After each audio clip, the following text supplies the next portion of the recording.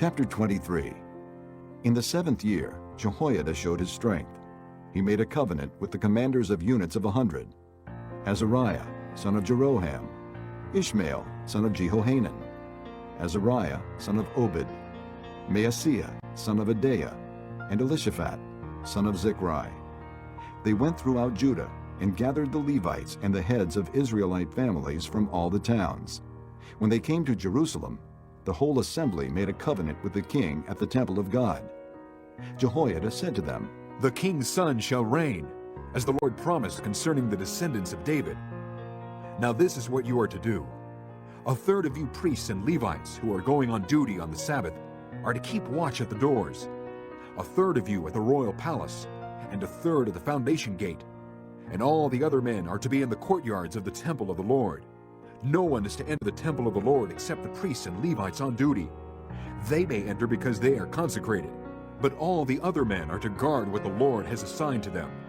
The Levites are to station themselves around the king, each man with his weapons in his hand. Anyone who enters the temple must be put to death.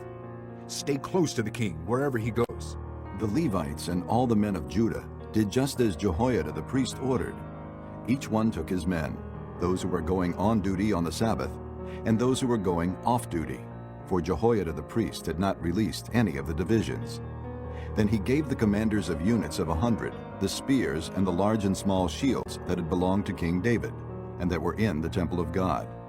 He stationed all the men, each with his weapon in his hand, around the king, near the altar in the temple, from the south side to the north side of the temple.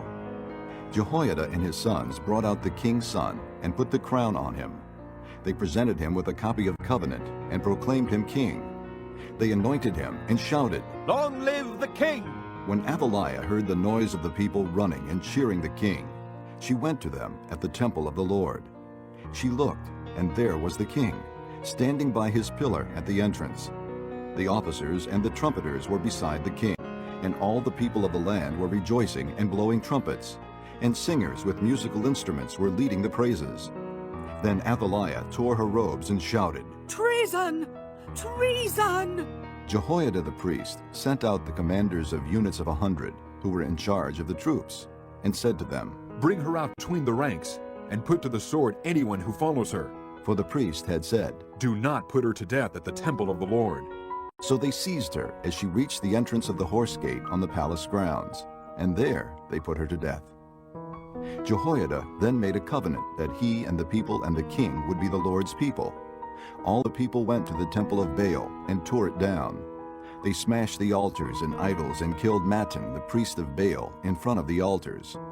Then Jehoiada placed the oversight of the temple of the Lord in the hands of the priests, who were Levites, to whom David had made assignments in the temple, to present the burnt offerings of the Lord as written in the law of Moses, with rejoicing and singing, as David had ordered.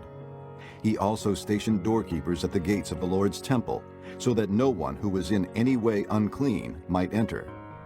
He took with him the commanders of hundreds, the nobles, the rulers of the people, and all the people of the land, and brought the king down from the temple of the Lord. They went into the palace through the upper gate, and seated the king on the royal throne. And all the people of the land rejoiced. And the city was quiet, because Athaliah had been slain with the sword.